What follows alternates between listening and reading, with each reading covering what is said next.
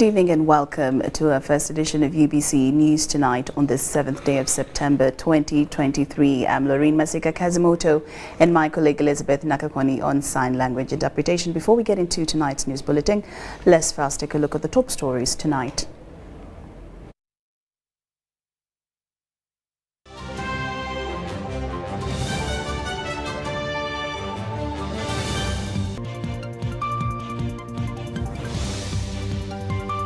The African ministers laud President Museveni for steering Uganda's development. NMS officials deny knowledge of ARVs supply to farmers. Religious leaders and Inspectorate of Government discuss fraud in the country.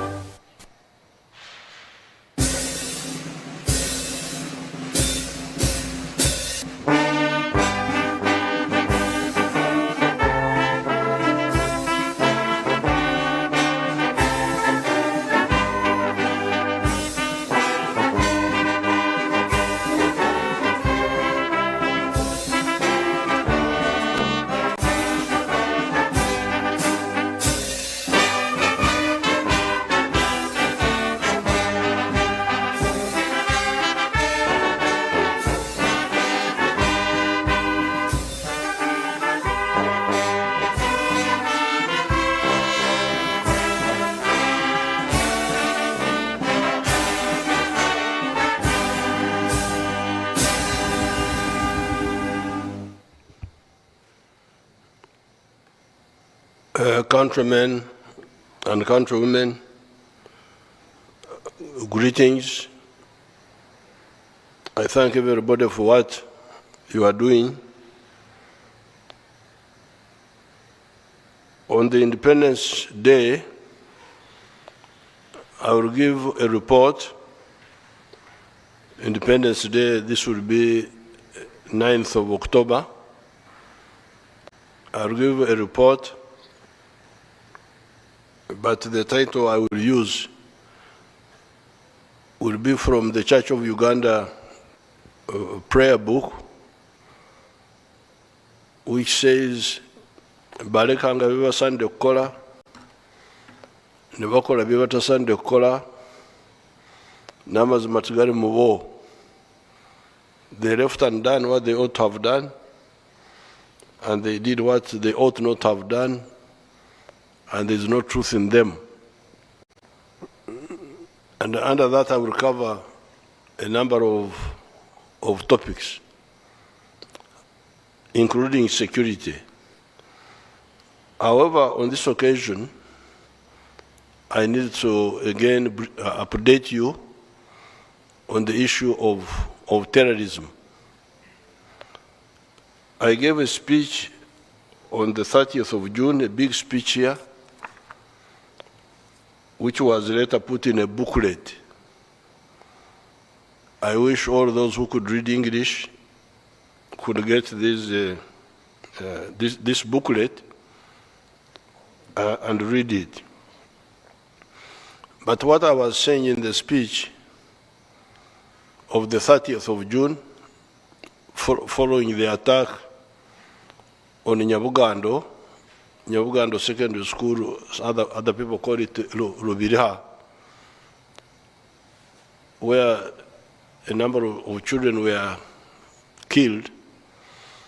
What I was telling you was that ADF was defeated long ago, was defeated finally in 2007, just before the Commonwealth Conference, when they tried to infiltrate from Congo, 100 of them, and 83 of them were killed by the commandos in Semrik National Park. that was really the final, the last blow on ADF as a military force. They went back to Congo.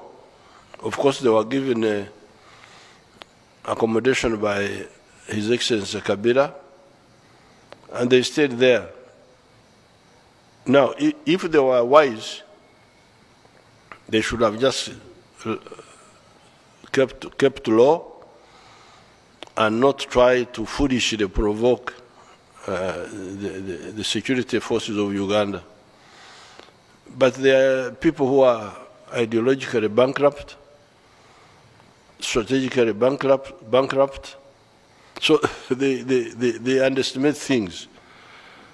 Instead of just hiding and continuing using that space of Congo for making money, because they were making money from gold, from stealing people's cocoa, from cutting timber. Instead, they foolishly continued to try to come into Uganda. You remember they were killing our sheikhs, our Muslim sheikhs, the ones who did not support them. Quite a number of them were killed. And then they killed Joan Kagezi. That why is she prosecuting them seriously? Other prosecutors are bribed and they don't prosecute seriously. So this Kagezi must be killed. Then they killed Major Chugundu, and then they attacked General Katumba, killed his daughter. Now, this was a very big miscalculation by them. Once the security forces of Uganda are mobilized, there's no way any of such groups can survive. The only obstacle had been the attitude of the government of Congo, of Kabila. The government of Congo had no capacity to fight these people. I wouldn't want to say that they were supporting them, but they had no capacity to throw them out of their territory. And yet, they didn't want us to help them.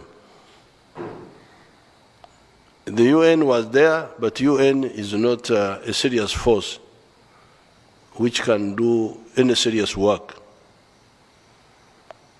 Then our brothers from Southern Africa came. They came and only fought M23. And they just sat there in Beni and other towns. And these people were there killing Congolese all that time, killing them, robbing them, but also once in a while sneaking here and committing those criminal provocations of killing our people. Now, finally, after a lot of talks, His Excellency Tshisekedi allowed us to operate. And that was the end of ADF, I can assure you. You may not know it, of course, you don't have the details which I have, but I can assure you of that. Once the UPDF is given permission by the Congo government to hunt these people, there is no way ADF will survive. And the proof of that is ADF, LRA, they were originally from Uganda. Why don't they operate in Uganda? Why do they operate in Congo or Central African Republic? It is because they can't operate here. There's no way you can operate here and survive. as a rebel force. Because they are Ugandan, why don't they fight here? Why do they have to be in Congo, those places? There are enough forests here. If you think you have the capacity to challenge the state of Uganda, there are forests here. Why don't you use them? Why do you have to go and use the one of Central Africa, then the ones of Congo?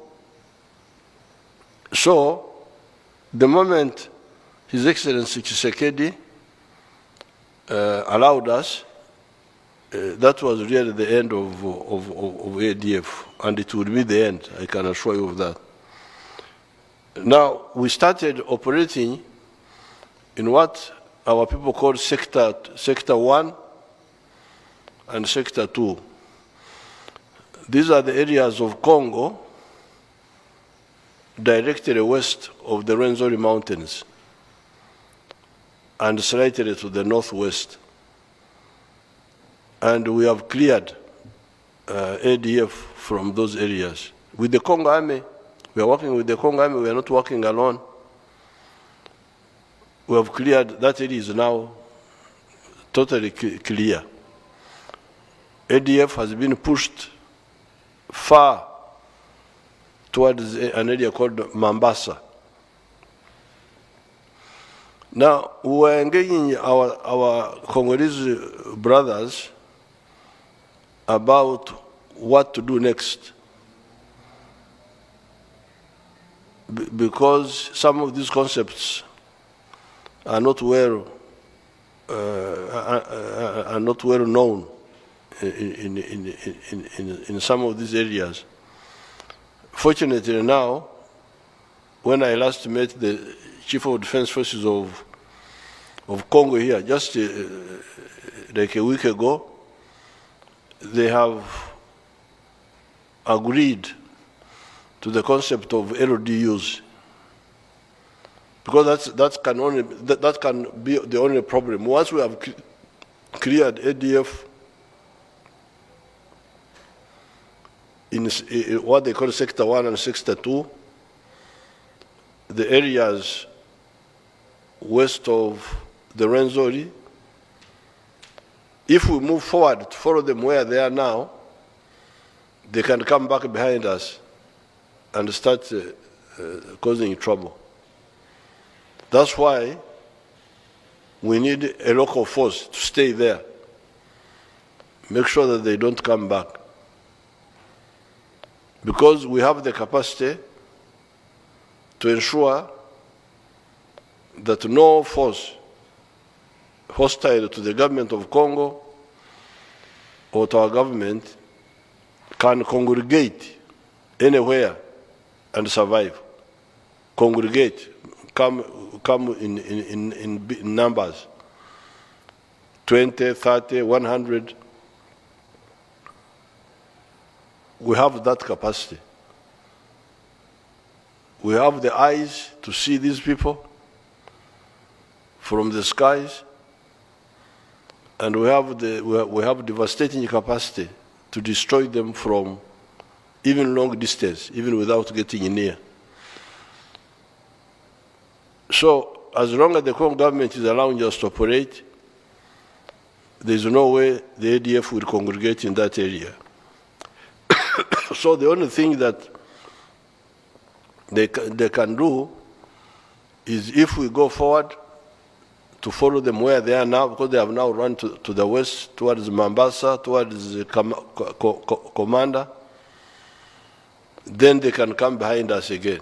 But fortunately, the Congo government we have shared with them our concepts here. The concept of the mobile forces to hunt the terrorists, the zone of forces to remain in the area so that in case anybody comes back, they are there, and also the LDUs to guard the villages. If there were LDUs in Nyabugando, that place there, if there had been some local LDUs, that killing of the children would never have happened. But we did not have LDUs in that area because it has been a peaceful area for a long time. Otherwise, if it becomes necessary, we shall put the LDUs. But it's not necessary. Now, when the attack happened on the children on the 16th of June, it was from this sector, what is called Sector 3, that is now the area south of the Rwenzori Mountains and west of Lake Edward. When you go from Mpondwe, the border towards Beni, part of that area is to the left, towards Lake Edward. Now that area, our people had not concentrated on it so much. There were some people there, but not a big number. But when they committed this atrocity, we concentrated on that area. We put new forces, and from that time, from the 16th of June, I can see here 18 ADF. No, but before I go there, I don't know whether you people have the picture of the Wananchi who have gone back to their villages in Sector 1 and Sector 2. That is when they were in refugee camps. But I want to show our people back in their villages.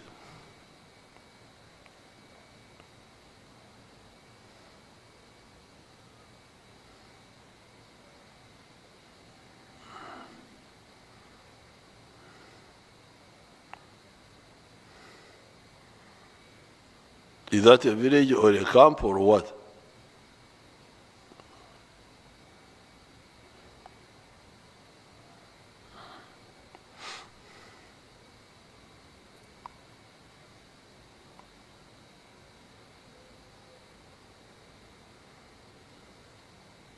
Okay, they are selling some things.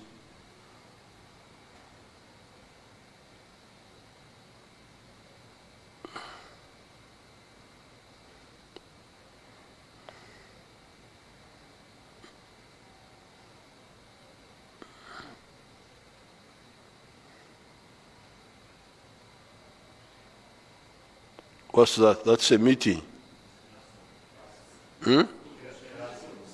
A classroom. Oh, okay, okay. Okay, but you're going to get even more moving ones. Next time, show them to the Wananchi, the videos, not just these nani. So the people in those sectors have gone back to their villages, and they are now harvesting their cocoa and so on. Now, coming back to Sector 3, after the attack, we intensified operations there. And here I can see 18 ADF terrorists have been killed, including somebody called Mubindo. I don't know whether it is Muhindo or Mubindo, from Kisinga in Kasese district, and one Fazure, Tanzanian. One terrorist was captured alive. 17 SMGs were captured. One machine gun, one RPG,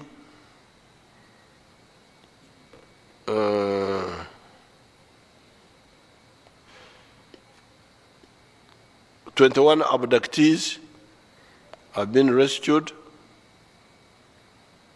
This is now in Sector 3, the area where the attackers, those 10 people who killed those children, were from that group. And that's what has happened since that time. Now, overall, from Sector 1 and Sector 2, the enemy is killed. They don't show since when, whether from the beginning of the operation or not. But for Sector 1 and Sector 2, 567 enemies killed. SMGs captured 144, machine guns 7, RPGs 6, 1 mortar 60 millimeter, grenades 1, walkie-talkies 132. They had a lot of walkie-talkies, IEDs, improvised explosive devices 10 pieces, phones 47, abductees rescued 207, terrorists captured alive 50, those who surrendered 32. So I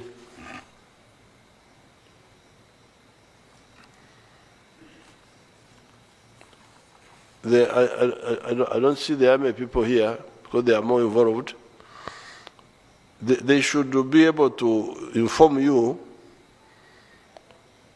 by making some of these people talk to you people, they captured, instead of me coming to tell you. The captured people should be the one to tell you, to tell the Ugandans. The abductees, the ones who have escaped. You know, the NRM and all its groups are always very, very, very weak in terms of information, in terms of informing people. Because why should Museveni be the one to come and talk about ADF? They are commanders who have been captured. Let them come and tell you, because I'm not ADF. Why am I the one talking about ADF and so on, as if I am? You should make the people who are involved to tell the story. You have the captured ADFs, you have those who have surrendered, you have the abductees. So they should be the one telling you the story, and the journalists asking them questions, and then they answer them, so that the whole population knows what's happening. Instead of keeping the war as if it's a secret for me and the commanders, and as if we are keeping a secret. Yes, there are some secrets of plans, but what has happened in the past is not a secret. It should be known. So I directed that the command of the army, because the UPDF are the ones directly involved, should be the ones they should bring journalists and bring these people, the ones they are reading, because I have their names here, those killed and captured, there are so many here. So some of these should come and inform you about what's happening. But the point I want to emphasize to you is that ever since 2007, the ADF was defeated. These efforts of trying to infiltrate and plant bombs and assassinate some people were really miscalculations by the ADF, and we are going to finish them. Now, regarding the bombs, the other day we defused the police. This time the CMI worked with the police to defuse more than 3 bombs. Because there was one bomb which was going to be planted in Kayanja's church, which was intercepted and detonated. There was another one in a place called Bunamwaya, planted somewhere in a house. There was another one which was put in a lodge and was going to be exploded later. They were all captured, and the other materials for making bombs were captured. We know, and of course, the CMI and have arrested 7 people who were involved. And we know all this time the ones who are doing this. The planners, mainly the planners, we know them. Sometimes we don't know the executors, but eventually we come to know them. Now the planners are in Congo. So we are going for them. The Congo government has allowed us, apart from hunting the ones in the forests, which we have been doing since 2021, when we started. We shall go for these ones who are sending these young people to kill to kill other people. The other day I had a cold and I had to check for corona. There was no corona at this time, but I still have that cold. Now, we are going to finish all these people. So what my purpose of talking to you now is to make you people not panic, thinking that this is a big problem. The problem was more or less solved long ago when we defeated ADF in Semliki Valley in 2007. In spite of the support for ADF by the Congo government of that time and by the government of Bashir in Sudan. They had support, but we defeated them. Defeating means you kill them and almost finish them. Anybody who enters Uganda armed is killed. So they gave up entering Uganda as a force. Because when you come as a force, a platoon is like 40 people. You come as a company, 150, you are dead. That's what happened in Semliki Valley in 2007. They came, 183 were dead in a very short time. 87, I think, only 13 went back. From that time, they cannot enter Uganda as a force. But they remained in Congo, mainly killing Congolese. But once in a while, that's why they are foolish, because they should have remained quiet. Now, their bad luck is that the Congo government has allowed us to operate in Congo. And we have brought all our capabilities there.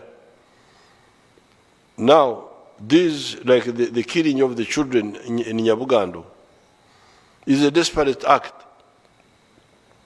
Thinking that, oh, if we kill children, the UPDF will pull back from Congo to go and guard the villages. No. We shall have new soldiers to guard the villages. The ones who are hunting you will continue.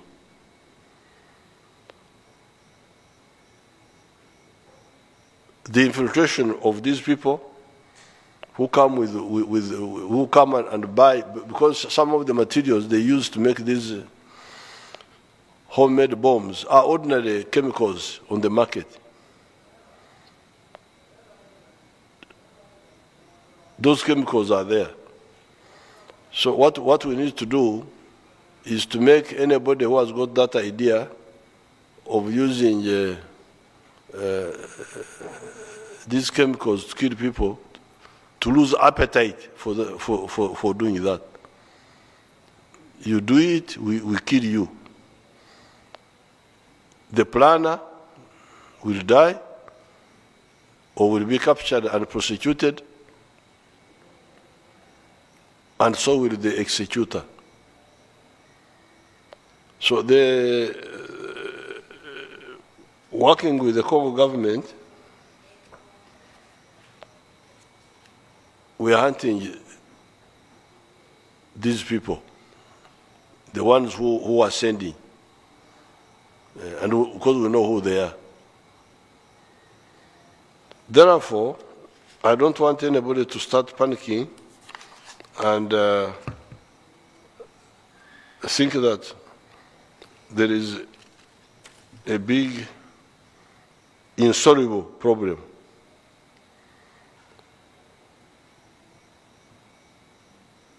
The main points of precaution is because these people who are doing this are people who are not known in the area.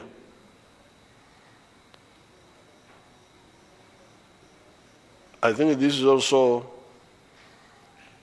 a disadvantage for the ADF, because we have been hunting them, and many of them have either been killed or they have run away. Therefore, like in this case, the people they are trying to use were mainly new people in an area. And it's very easy to deal with that type of person. The other night, I sent a message to the Inspector General of Police, and the message was, don't allow, like in this case, they were targeting the churches. You wait for the people to go in the church,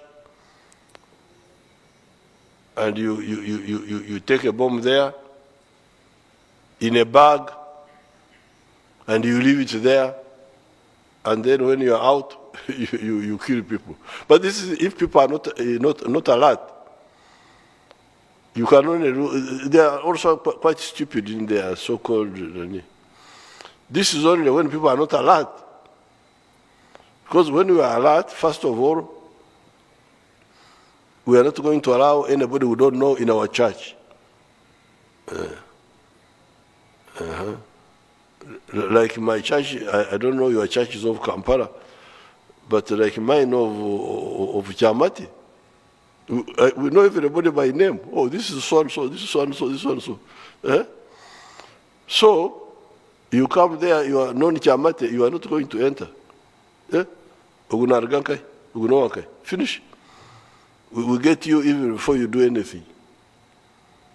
So Ugandans, as we are hunting these people in Congo, the authors, your job here is to see anybody you don't know and say, who are you? Police, come. Ugunoha. Onani. That's what actually caused the problems for them at Kayanja's place. Because I had alerted the police, I had sent a message to the police. You people, watch out. Anybody trying to go to the church, when he's not known in the area, challenge him. That's how we got them. Now, then carrying bags containing explosives.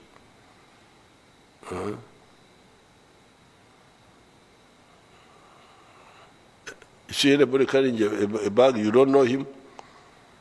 But even if he's not carrying a bag, because he may be having a suicide belt, the ones who tie explosives around themselves to kill themselves.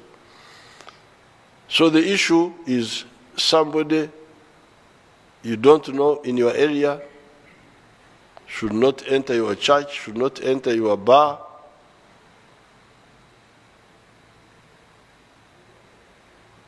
Markets are more difficult, but the markets are more organized. There they can check the ones who are entering and leaving, because the markets are in confined places. So that's your assignment now. As we are hunting the other people there, your assignment is don't allow anybody you don't know to enter your church, to enter your mosque, without challenging, and not only challenging, but also contact the police. There is somebody here. There's somebody here we don't know in this area. Now, ADF, because we have been hunting them, many of them had run away. They are not known in their areas. They are using strangers in these areas. Now, for the hotels and the lodges, take particulars of people who come there. Make sure they show you their ID cards with their pictures. Like this one who had planted a bomb in Budamwaya, who had planted 2 bombs, one in a house and another one in the hotel room. He asked for a room. And the attendant had no room. And then said, give me your phone. When I get the room, I'll ring you, when people vacate the rooms. So the terrorist gave her a wrong number. So when the girl got to the room, she rang the number. The number was in Chotera, belonging to an old woman. So we had to arrest the old woman, poor old woman, because her number was with the terrorists. But then the terrorists came back separated now without ringing, and found that the room was there. Then the girl said, but you gave me the number. When I rang, nobody picked. So, oh, the other man didn't answer. They're also not very clever. So you can see there is a gap by the hotel people and the landlords. Because remember, a terrorist must sleep somewhere in the night.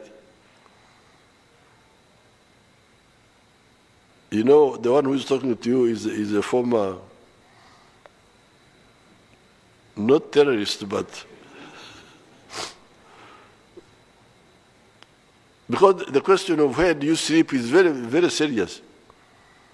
If you have got a smart group who tighten where people sleep, it's a problem for you. Because you must bring your card, your ID card with your picture, and the telephone numbers there, So if you tighten that system of the hotel owner, the hotel receptionist, not even owner, the receptionist must not allow anybody to book without showing their ID cards, which then are recorded. Because the ID cards these days are strict. They are no longer the other ones where people are just printing. I think they are electronic. Are they not electronic? The ID cards now. Yes. The ID cards, and then you must, so you police, you really train our people, the receptionists, the hotel owners, no room without showing an ID card, and making sure that my face is the one which is on the ID card. So those are the hotels now, hotels and lodges. Then you come now to the landlords, because also they can come and flats and so on. The landlord is the same. So the moment you block these people from the hotels, from the lodges, from the estates, the housing estates, that means now they must stay with the families in the homes. And some of these groups don't have many sympathizers who are ready to risk keeping them.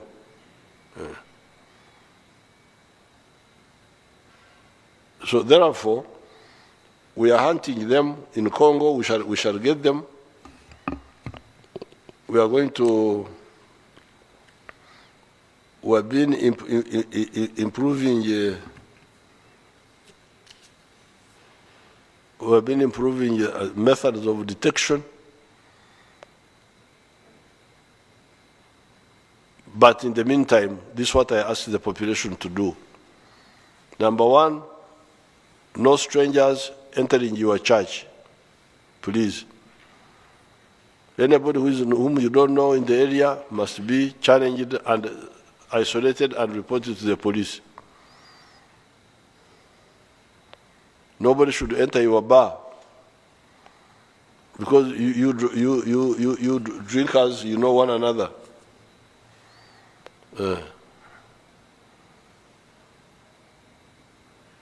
I was not a drinker, but I would be in company with the drinkers.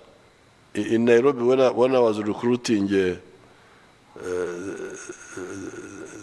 foreigner people, we had a small hotel called Normandy, where the owner thought I was a big smuggler of gold and that I had a lot of money because I used to come with dollars and so on. So the owner thought I was a big smuggler. And, but we knew one another, the ones who were drinking in that place. There was a Kenyan minister who used to come and drink there called Robert Matano. He didn't know me. I don't know what he thought I was. Because there was supposed to be some my name was Kasum. I was Haji Kasum. So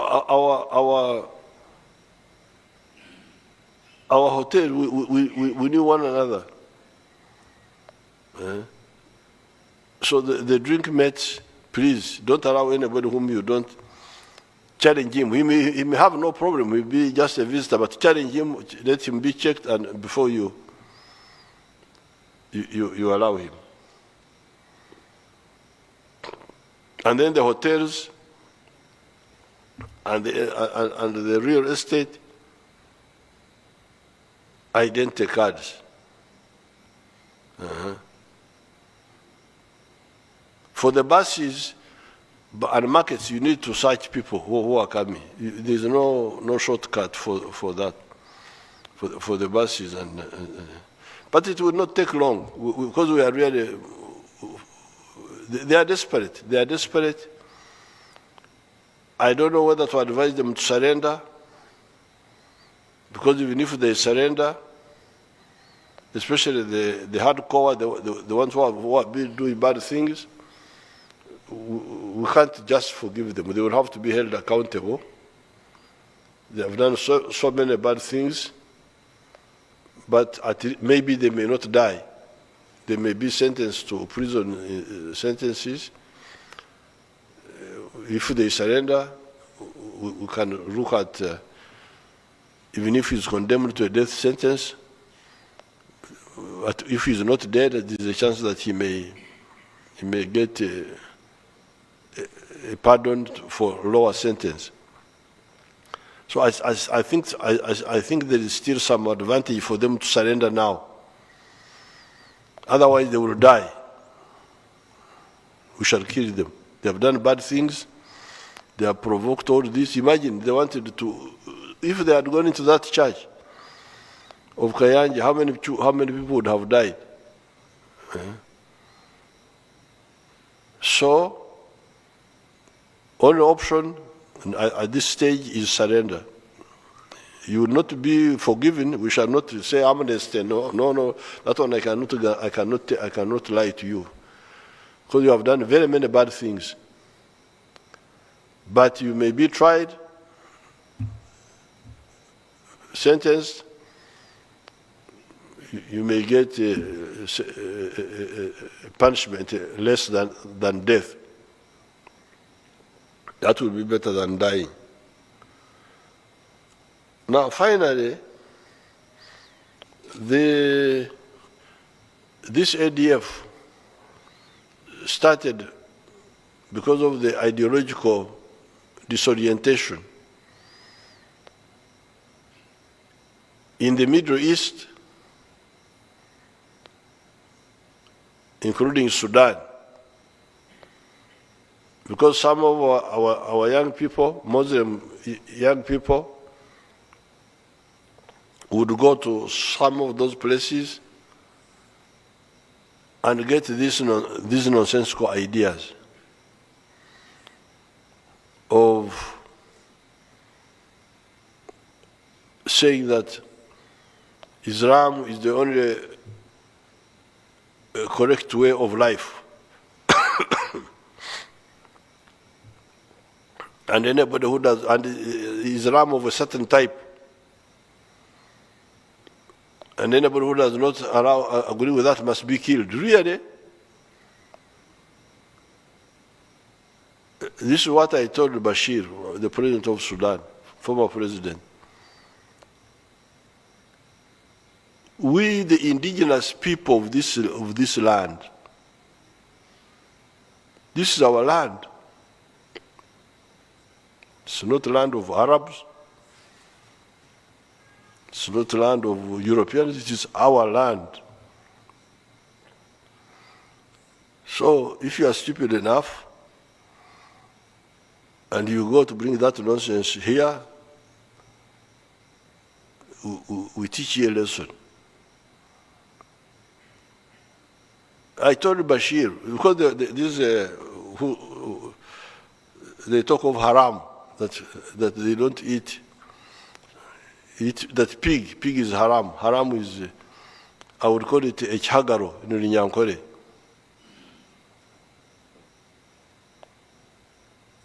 I told Bashir, General Bashir, please, my list of haram is much longer than yours.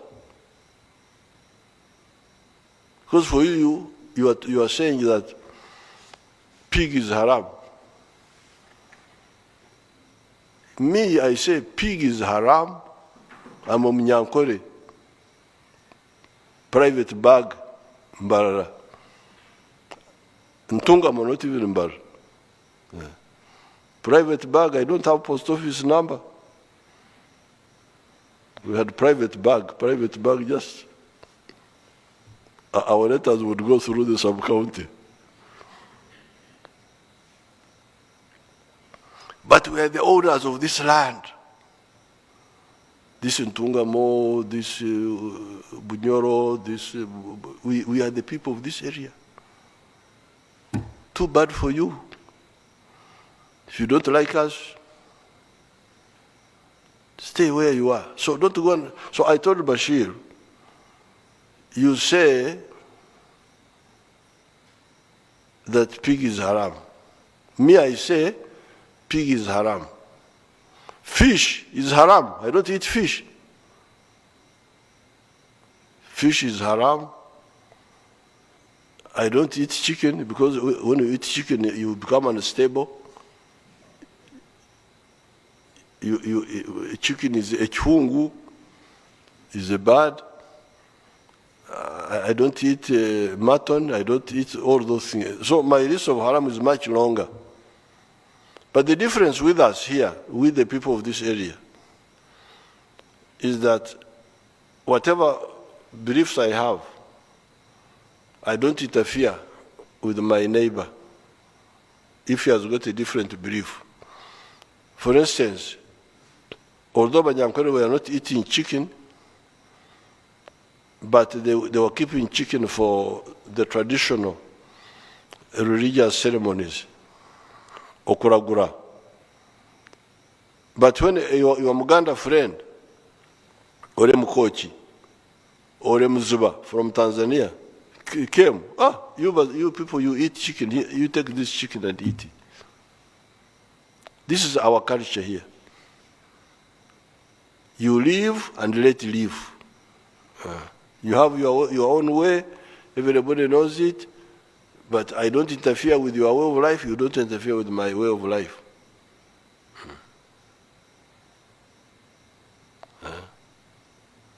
That's why you would hear that a Muganda would say, Banyankore are the ones who know how to look after cows. You come and look after the cows. The cows of the Muganda. The cows are Muganda's cows, but because he doesn't have the same passion for cows to sleep with them in the bush, in the what, you Banyankore Balaro, This is how we live here.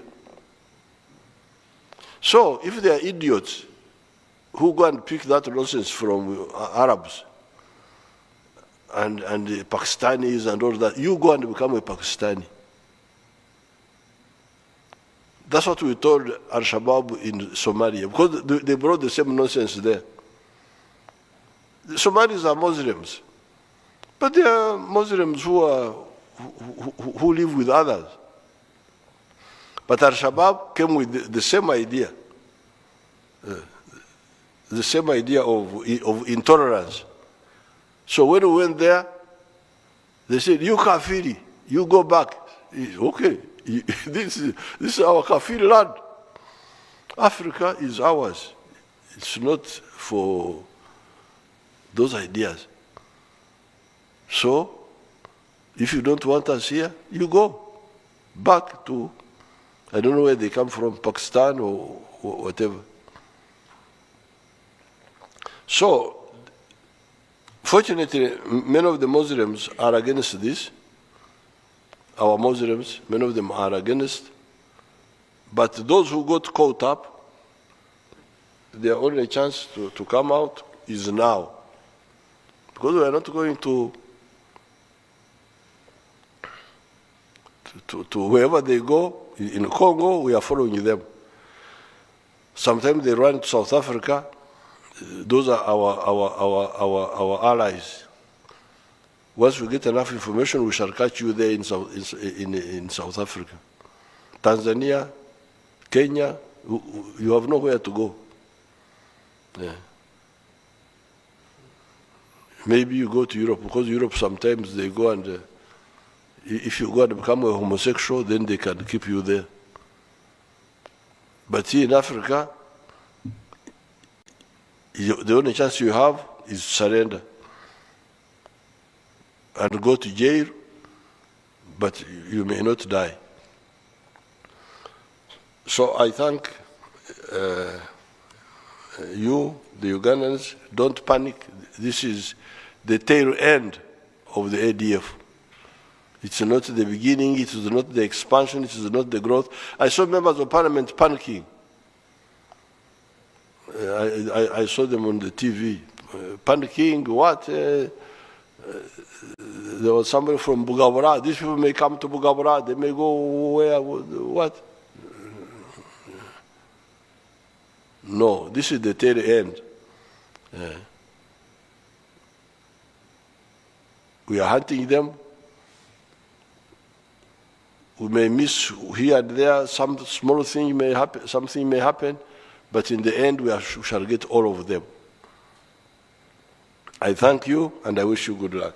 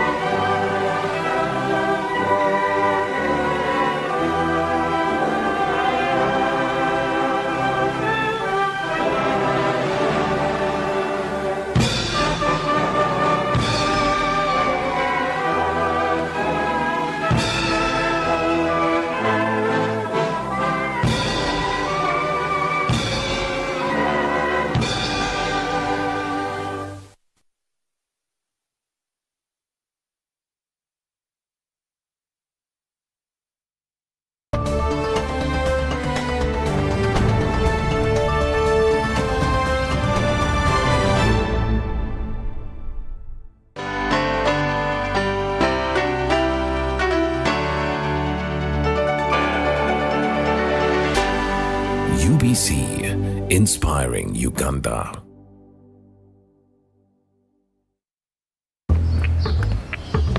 Water, please. Can I pay with Momo? No.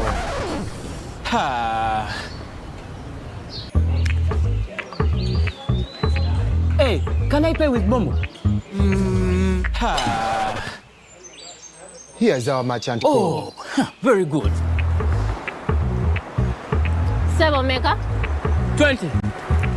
Can I pay with Momo? Unfortunately, no. Ha. Baby, let's go. When paying with MTN Momo comes with more benefits for everyone, it just doesn't make sense not to have it. Hello, I've come for rent. Can I pay with Momo? Ha. Yes, you can. Pay or shop with MTN Momo and get cash back every week. It's free of charge. Use the Momo app or dial *165*3#. Do you need data collection services, data analysis and reporting, monitoring and evaluation systems? Then contact Mold Technologies, a professional research firm that has provided many organizations with timely research solutions for over 15 years. For more information, visit www.mt.co.ug or call us on 0704 913 399 or 0782 602 963. Visit our office in Kampala at Sayuni Complex in Tinda. Mood Technologies, your professional research firm.